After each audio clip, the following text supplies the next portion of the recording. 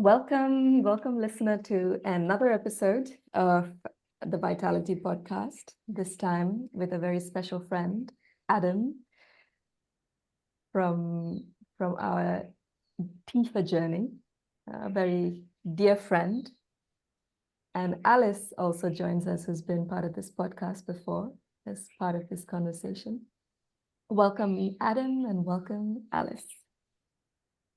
Thank you. Thank you for having me. It's nice to be here back in the TIFA space. Yeah, and I'm excited to be here to collaborate and see what wants to emerge on this. Well, still in North America is still August 8th. So this 8/8 Leo gate that is also happening in this moment. Yeah, what do they call that again? You said Leo gate, but there's also like there's a special name for it. I forget what it's called, but everybody's really excited about manifesting today. That's what it is. An astrological update for your listeners. So Adam, before we start, as we start, I think there is curiosity for the listener, for us to really get a little bit of a sense of who you are and where you come from. And yeah, I wonder if you can give us a little kind of introduction for someone who doesn't know you around. Yeah, just sure. Yeah, I can do that. So I'm coming to you from Vancouver, Canada. And I've lived here my whole life. I'm connected to the TIFA space because I completed the TIFA 18-month master's program, flagship program, guess that's what you could call it.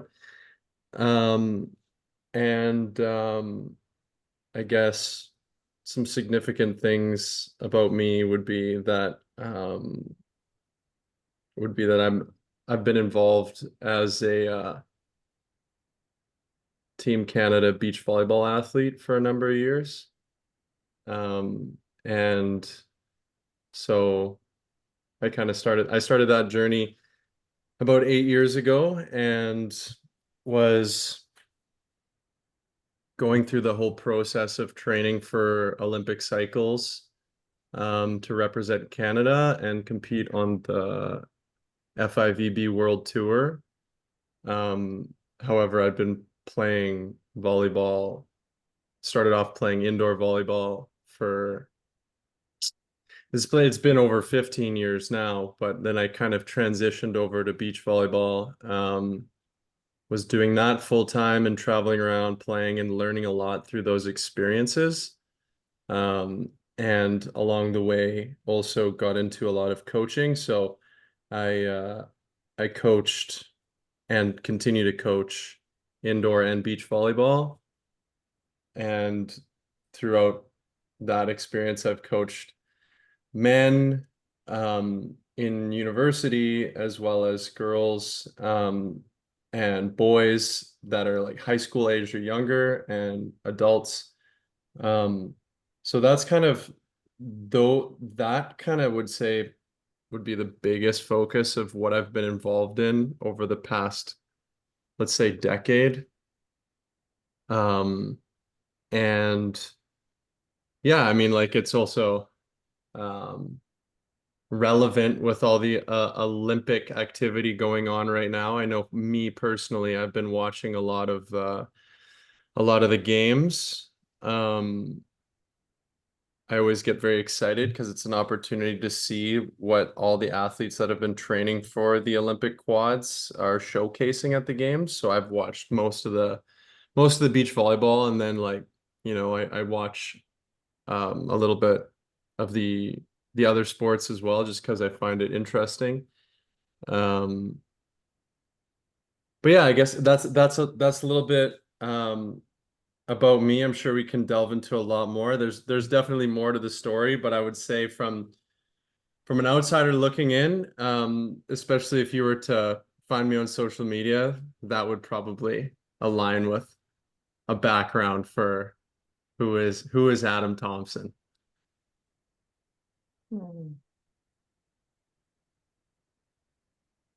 With your diving into this Olympics, and given that you've been sort of witnessing it, what have you observed through what you're seeing, and also from your own life journey, in terms of what does it mean to be an athlete on that level? My outlook on it has evolved a lot over time. For me personally,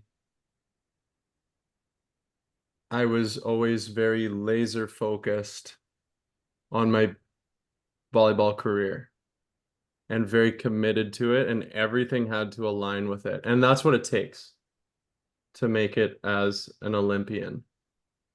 And I mean, I'm not an Olympian, so I guess on some level you have to take that with a grain of salt. However, I have trained with Olympians, and I know Olympians in other sports, and you just have to align your life around that. And I would say that it's similar if you are wanting to build a business, or you're wanting to build a family. You just have this vision, and you just don't really let anything get in your way of it. So I'm not really in that like I was.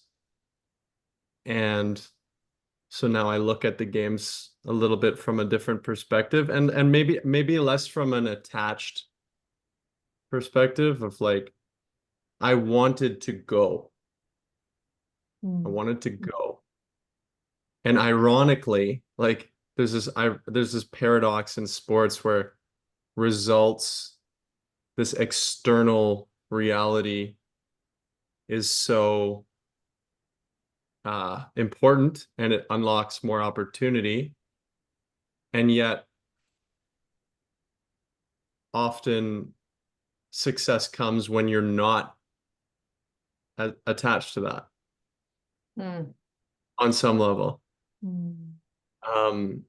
So I guess I'm looking at it through that lens a little bit. And when I'm watching the athletes compete, I know when you're just an observer watching, the once every 4 years that you watch a beach volleyball game or something like that, you're just kind of seeing the excitement. And when I watch, I'm seeing all the layers of everything in the athletes that has gone into what they're doing. And I really, really observe the pressure cooker of those matches, and how one of the experiences is that you come faced with this attachment to an external outcome. And can you let go of that in the moment? And can you let go of that when whatever the external outcome is happens? And give it more than your 100% at the same time. Yeah. So I observed that, and I mean, I observe the tactics as a beach volleyball, a passionate beach volleyball athlete would, and how important the relationships are with the partnerships, with the coaches, with the support staff, with the officials, during the match, with the fans in the stands, how some athletes tap into the energy from the people watching. And Mm. so, and some players seem to like feed off of this other type of energy. And so yeah, it's like a very I guess it's a very stimulating activity for me to watch these things. And then also I enjoy learning from it. I'm not a passive watcher. Um, it is a learning experience for me, and it's also a reflecting experience for me Mhm. of myself. And like, I still compete today, not on the Olympic stage. However, it does reflect to me the things that I do as an athlete, or yeah, that's what I've observed. Yeah, Adam, I'm so curious, like when you speak into the experience of like witnessing the pressure cooker, which I'm sure you've also experienced when you're on I don't know, is it called the field? Call it the court. The The court. court. Okay, the court. But as you were speaking into like this, like tapping into the energy of like the crowd, uh, the other your teammate, the opponents, it feels like it's also tapping into like being in the zone. I don't know if that's terminology they use in volleyball, but I'm sure there is sort of like this flow state uh, spot that you might hit in the process of being in a match.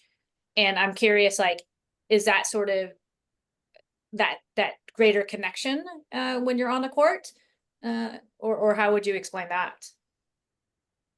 I would say like a younger version of me would not even be able to answer this. It would just be something that would just happen. But Mm. Being like in the zone, flow state, like that these are things that um are introduced to athletes that are taking it to a amateur or professional level. Mm. Um, there are things that are talked about with coaches, like your coaches will speak to these sorts of things. Or if you work with like a sports psychologist or mental performance coach, there's all sorts of different titles for these specialists. These are things that um, are talked about, that are explored with athletes. Um, and there's different strategies to be able to tap into that. And I don't think there's yeah, like to answer your question, I think that answers your question. And then to go a little bit further with that, I would say that there's a lot of different ways that people do that. Mm. And one of those ways is like getting connecting with the energy of fans. Now, not every event has a lot of fans. So it's like, how do you get into these states if you don't have that, if that's the only way you know how as well?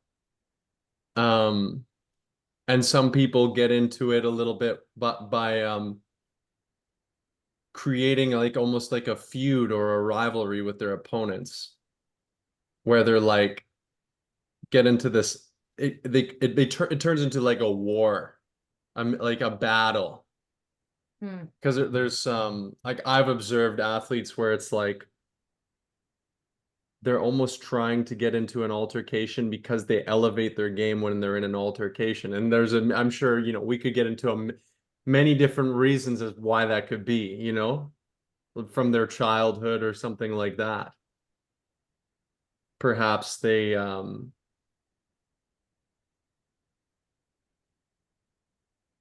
Well, what was your were, method, Adam? oh, Like, my what was? method.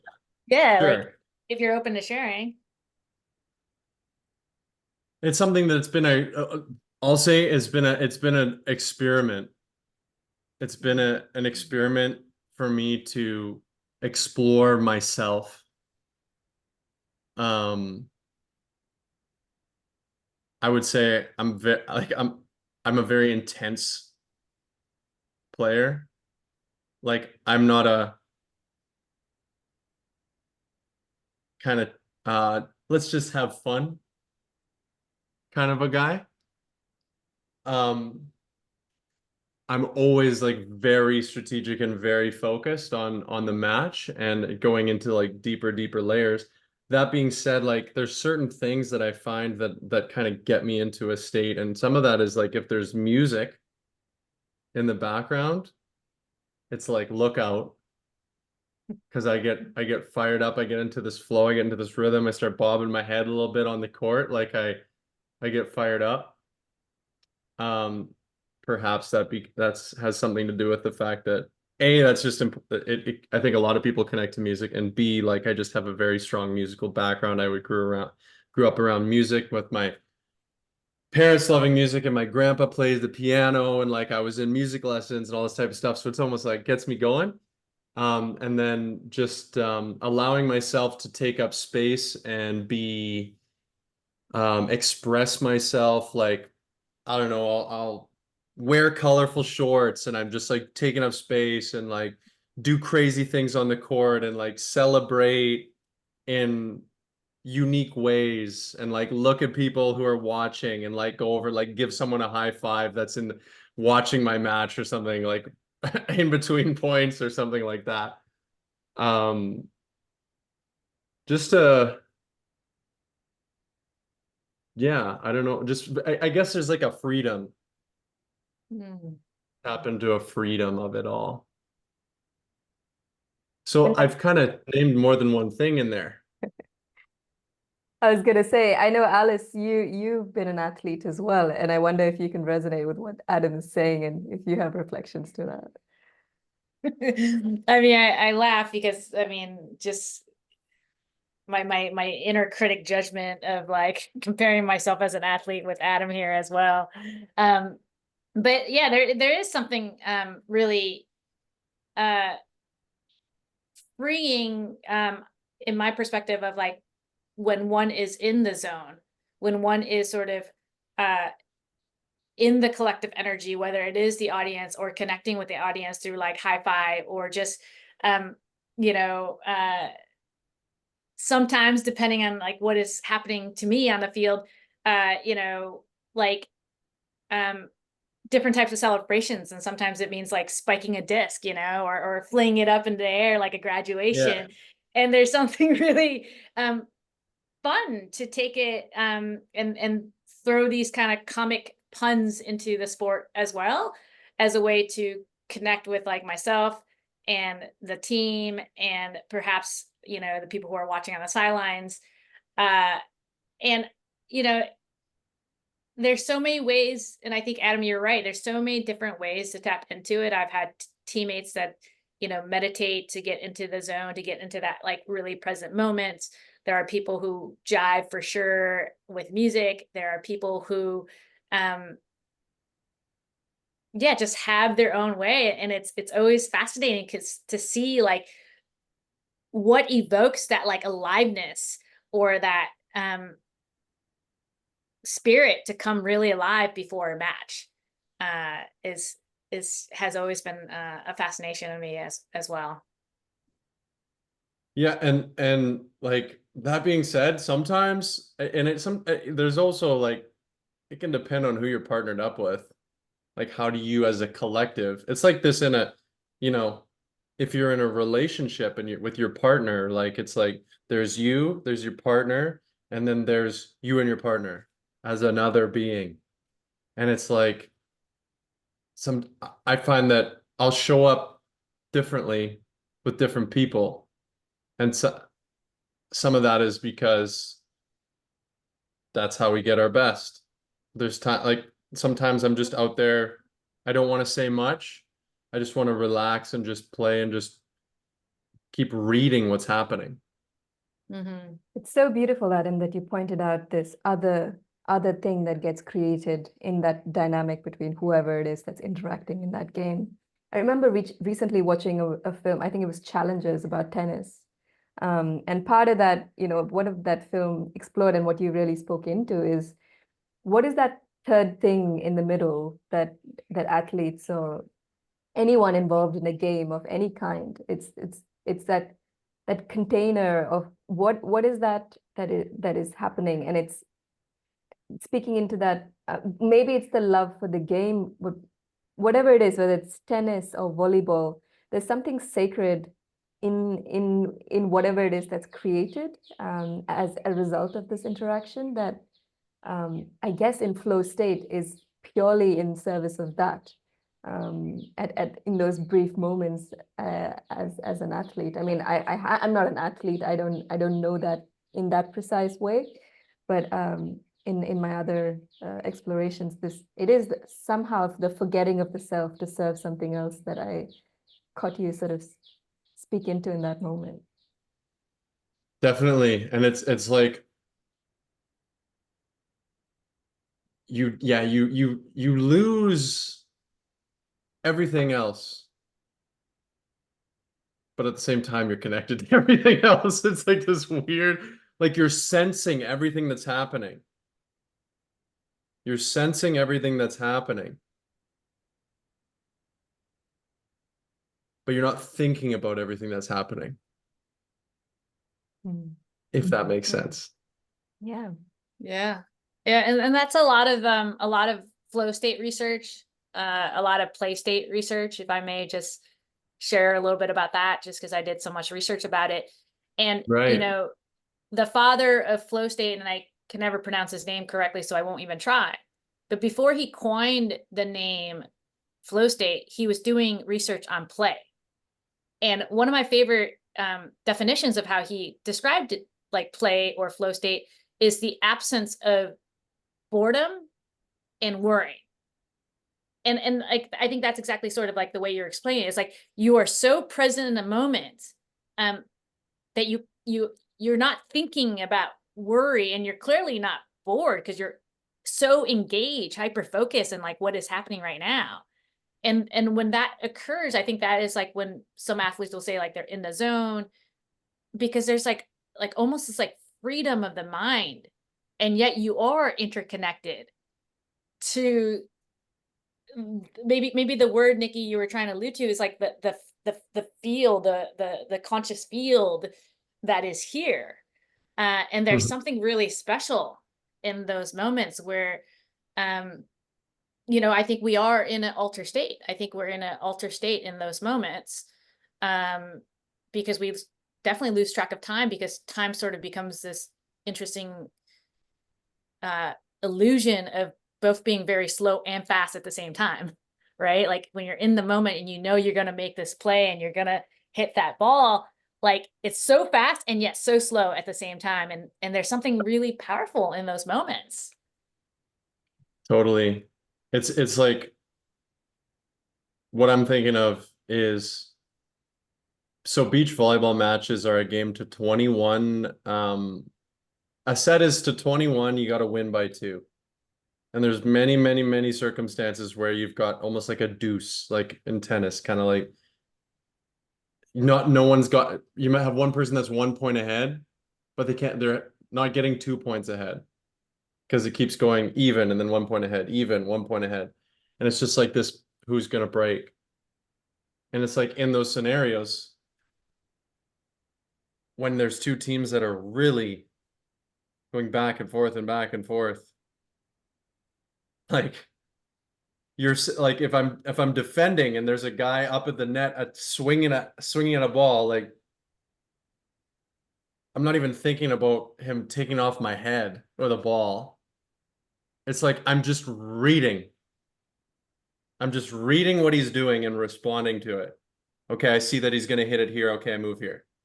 Oh, it's a fake. He's going to go high and shoot it into the corner. I got to chase after it.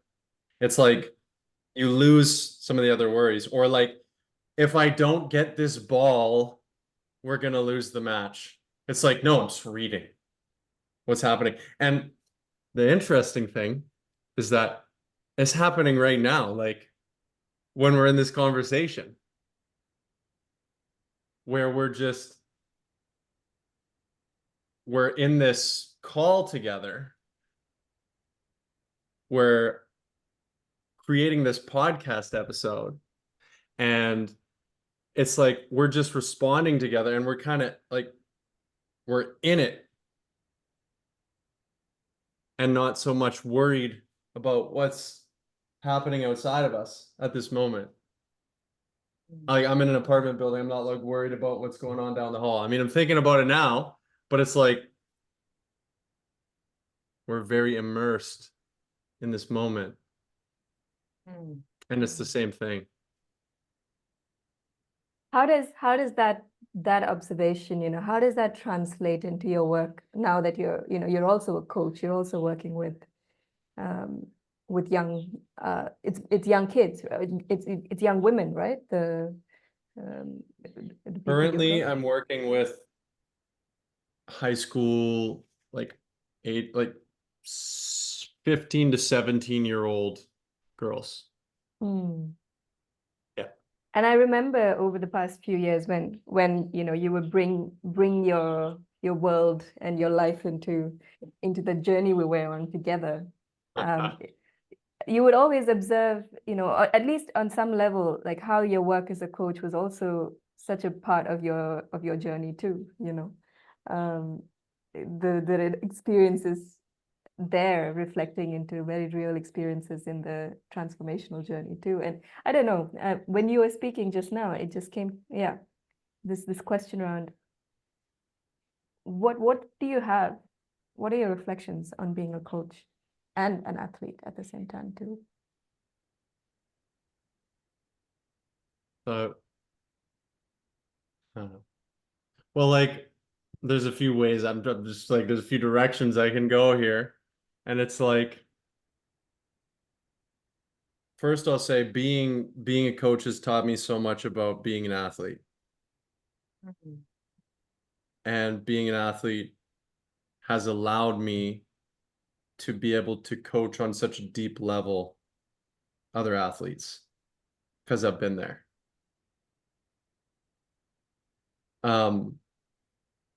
And I feel like when you asked that question, it also partially was kind of tapping into where does this flow state bit come into it. Because I can, when I'm coaching, like let's say I'm not coaching in a training session, like I'm coaching in a match.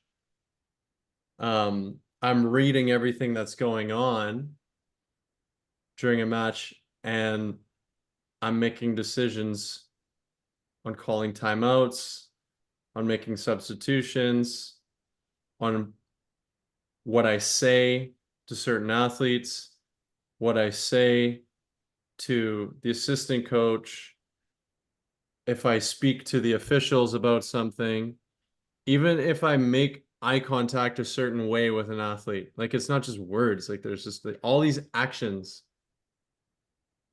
where I'm not the one touching the ball, but I'm very much a part of that, we'll call it that organism, um, and that moment. You mentioned before we started that, you know, you were given this T-shirt as a present, and your coaches called you this Zen teacher, you know, Namaste Bayo. And for me already that says there's a style to how you work with you know, the girls that is perhaps different from what they've experienced, and I'm curious if you can speak into that a bit. Yeah, so the girls, I this past club volleyball season, I head coached two teams, and one of the teams at the end of the season, as a present, they had this shirt made for me, and it says Namaste Bay. That's for the listeners, so they know. And I think it's just it's a cute way of just saying, yeah, of kind of representing the way that I am as a coach, for sure. And I would say I'm very intentional with how I communicate, with my words and with my actions. And I'm very aware of me, of my triggers and my reactions to certain things. Whereas I think some coaches, perhaps many coaches, are just operating entirely unconsciously through this conditioned pattern of what it is to be a role model and a leader based on what they've experienced perhaps from their parents, or from teachers, or any sort of mentors. And like, that's not to say that I'm not doing that. Like, I certainly have my unconscious patterns, but I think that it kind of ties into just the fact that I'm coaching at that layer. It's not just hit the ball, we got to win the game. You know, there's deeper layers that I'm bringing to light in my training sessions that I lead, and during a scenario where we are performing in competition. Yeah, it sounds like to me you're bringing so much mindfulness into your style of coaching, and something that you had shared previously, I think as part of your journey of like really connecting and experiencing the truth of how our belief systems shape our reality. And I'm curious if you can like share a little bit more about that for you on your journey, and how you are now sharing that with the people you are coaching. Yeah.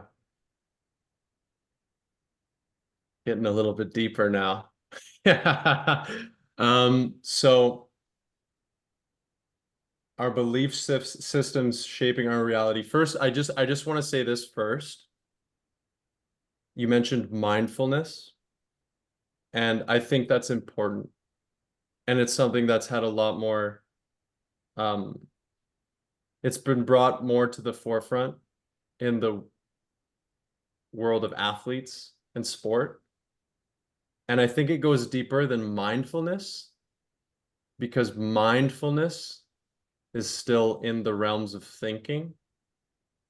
And I think there's more to it than that. And I almost said, I think there's more to it than that, but I've just caught myself. And there is more to that, because there's another way of sensing and feeling what is going on, and just listening to these signals and responding outside of thinking, outside of that process, where it's a process. Now, do I explain that to the kids that I'm coaching? No, I don't know if it's necessarily the appropriate time, because when you're coaching, you have to meet somebody where they're at right now. Perhaps they're not ready for that layer. So I just wanted to like preface with that. And then go into what you mentioned about belief systems shaping our reality. And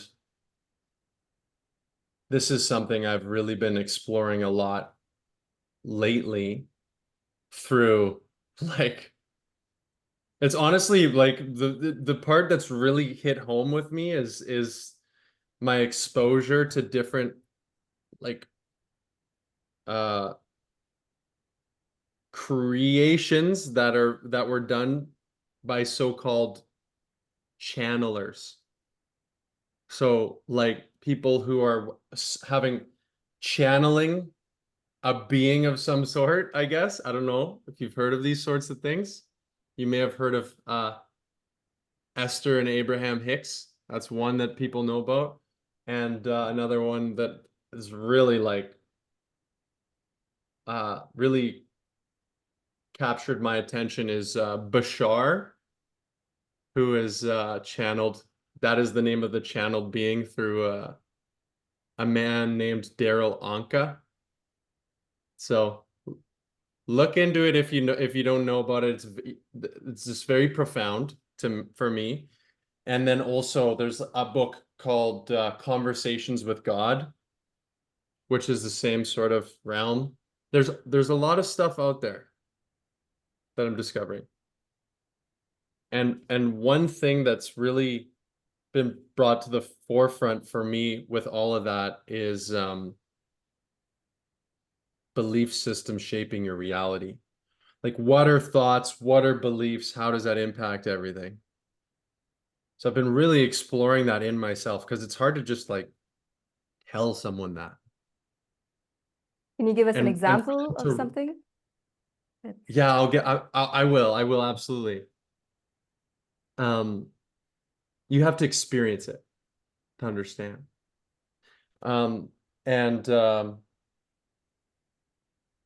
So belief system, this is here, I'll give you the coaching example.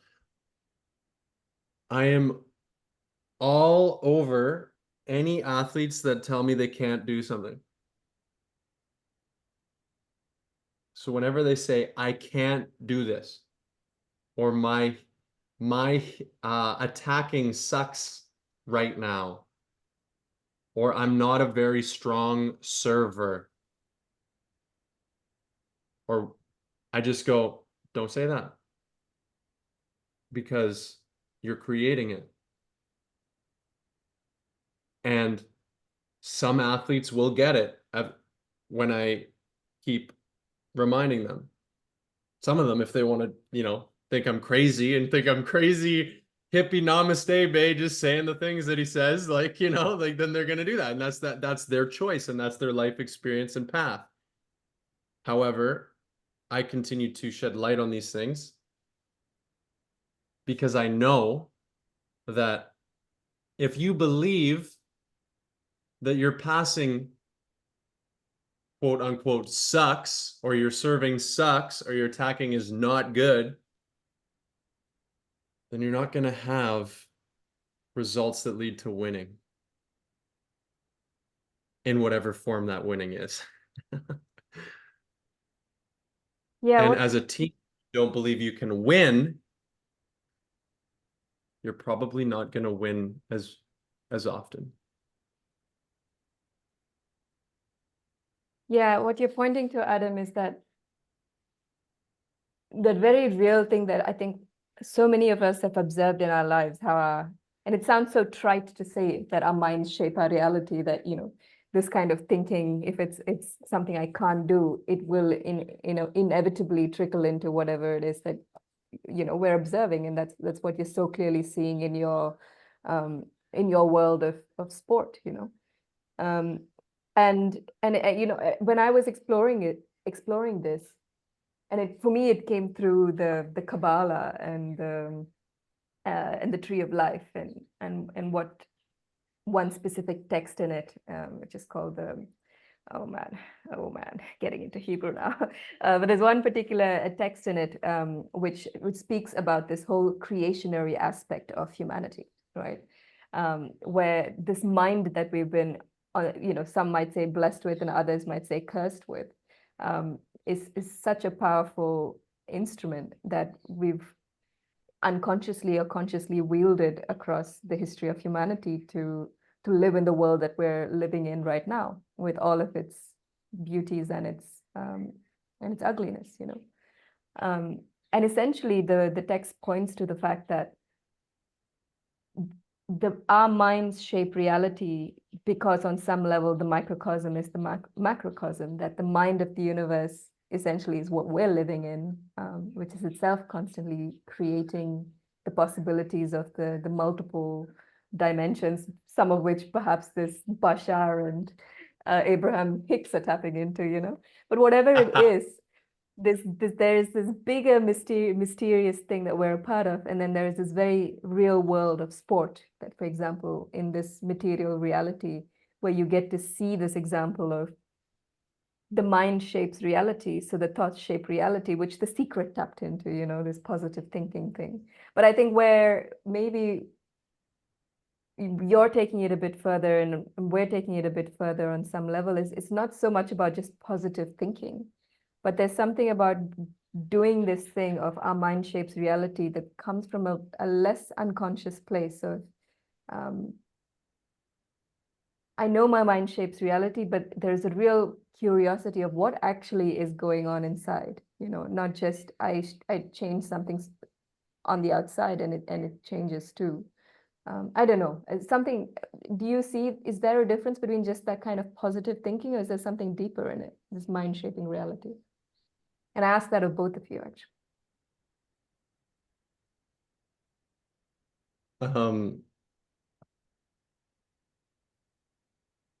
It's interesting because, oh man, how deep do we go? Um,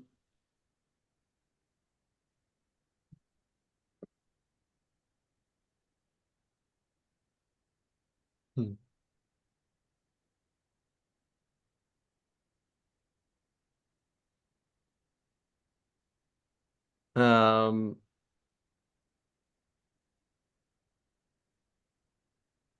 Yeah, I don't know. I'm not entirely sure where to go with that because there's a few different paths. I'm kind of hoping Alice comes in and saves me right now. That's what I'm hoping. I I'm guess I needing have. Alice to save me.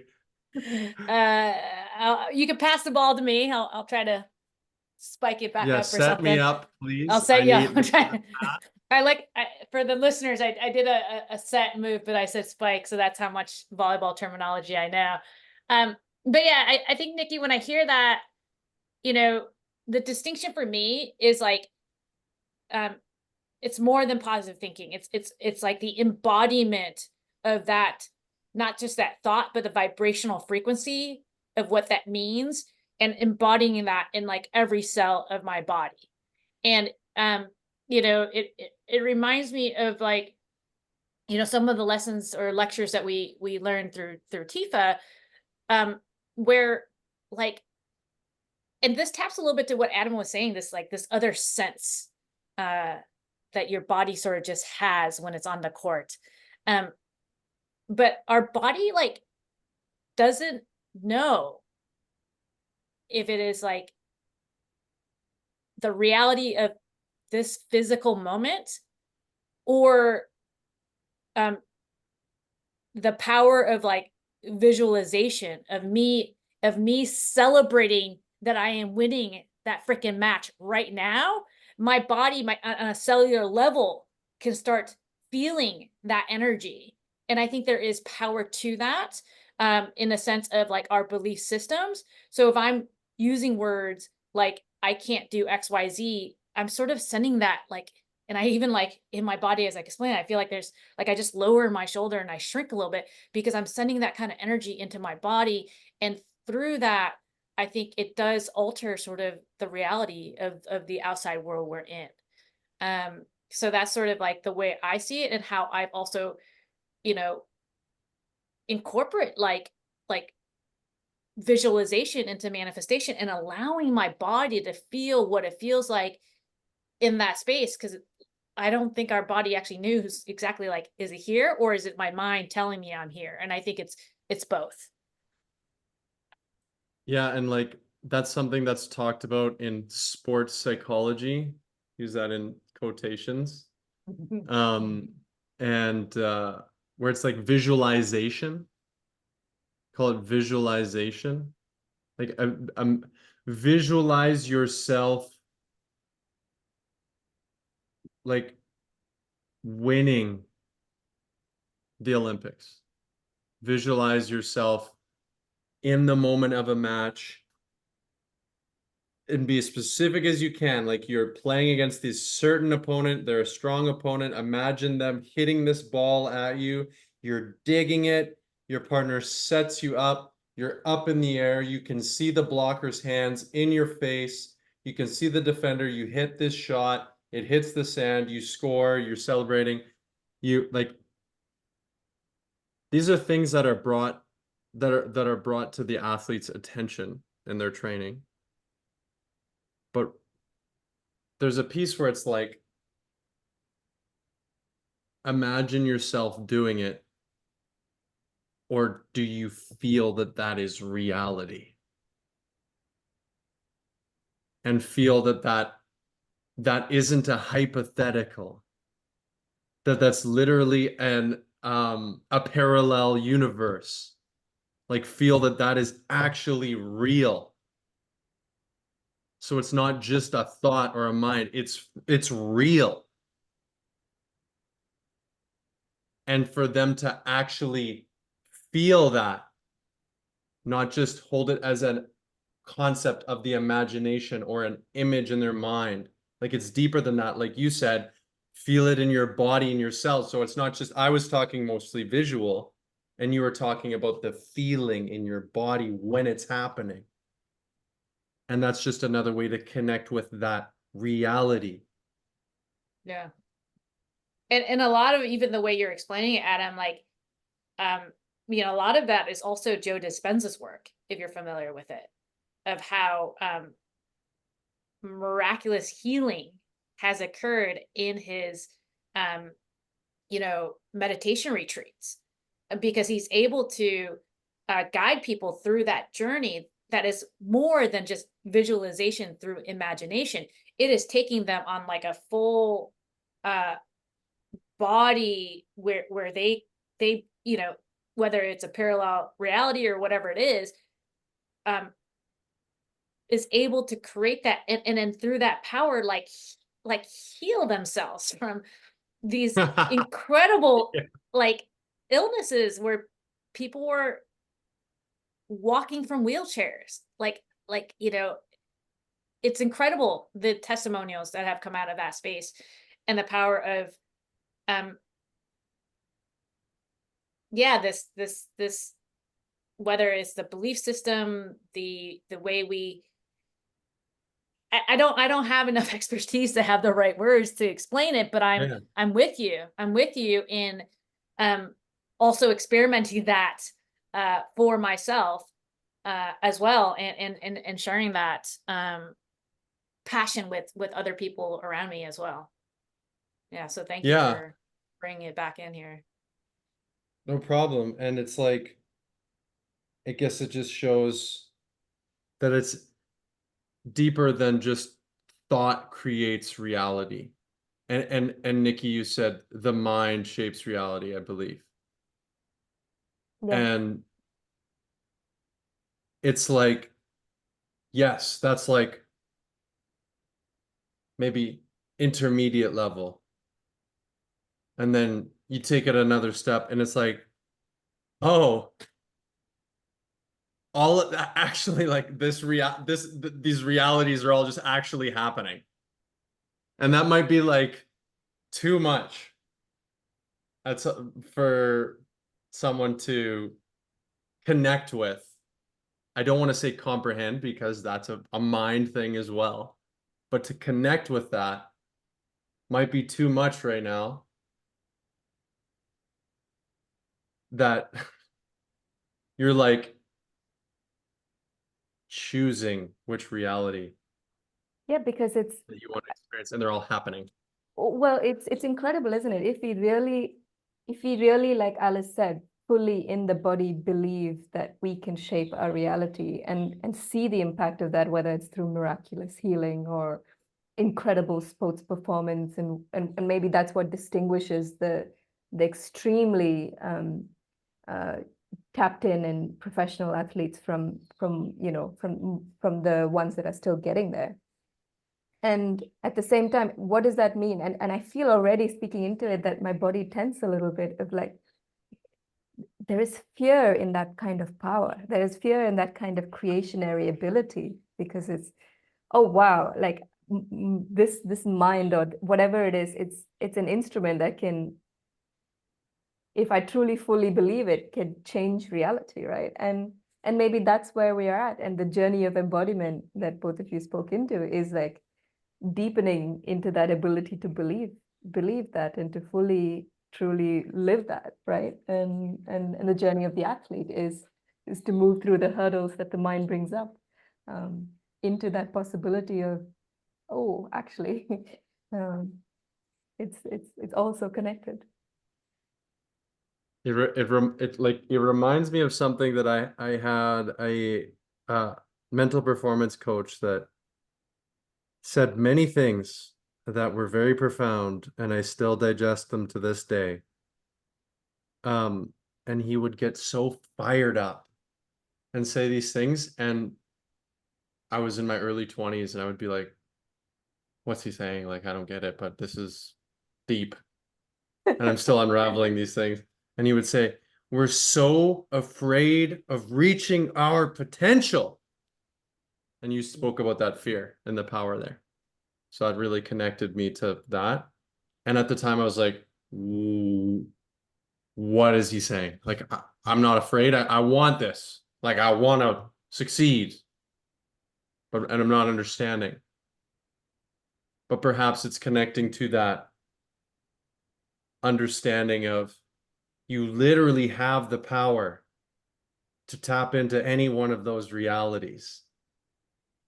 And this is where we get into the beliefs, and we can do like a little bit of a bringing it all back here, where perhaps there's some sort of belief system that generates that fear, that for some reason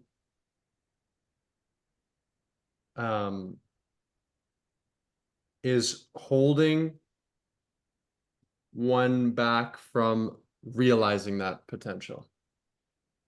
And the journey could be delving into yourself and uncovering those belief systems and rewiring it.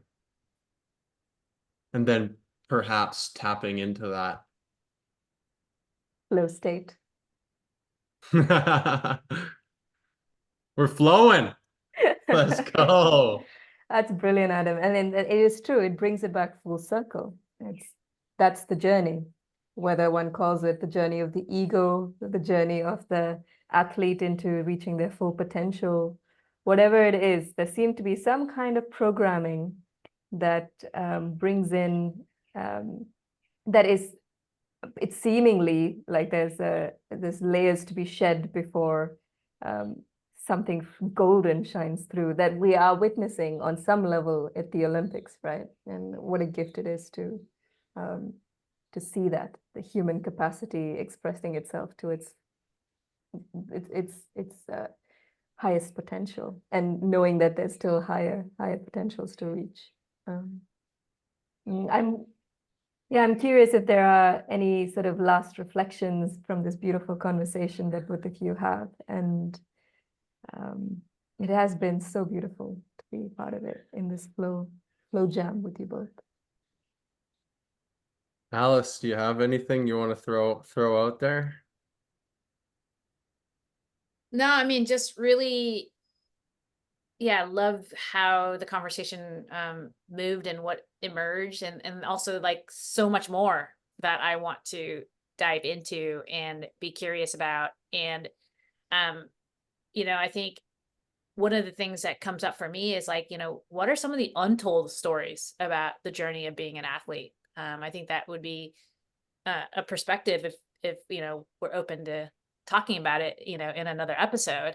But other than that, like I again just really love hearing and getting to know you and feel closer to you, Adam, through this conversation. So thank you for sharing your wisdom of who you be and what you have shared in the world of volleyball and life and parallel realities as well. Yeah, I'm looking forward to delving into that topic in the next episode, the untold stories of an athlete. I mean, it's been a pleasure to just share this space with you two. I know that we've been through a lot together. The the three of us in the TIFA 18-month program, and we certainly delved into each other, ourselves, and beyond through that. So it's nice to do that again together today and to share that with other people and hopefully inspire other people to explore this also. Thank you, as always, for bringing your warmth. And I don't know if the listener's been able to sense it, but the inherent kindness through which Adam moves through in the world. And he is a really lovely being who I think is clear as an inspiration for those he works with. And it's been really such a pleasure to dive in and hear your voice. And as ever, with my co-companion Alice, my sister and my soul partner in this journey as well. And yeah, I feel for sure a part 2 is due, and I look forward to when we can continue this conversation and see what else wants to emerge.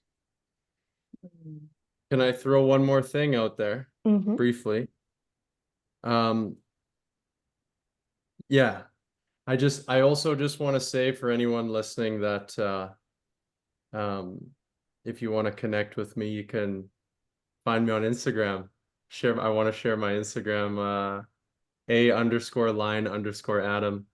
We'll put it on in the synopsis as well. Yeah, and you can cut me out too, saying this if you want. I don't know the protocol, but I just wanted to share that as well. I don't have anything more than that.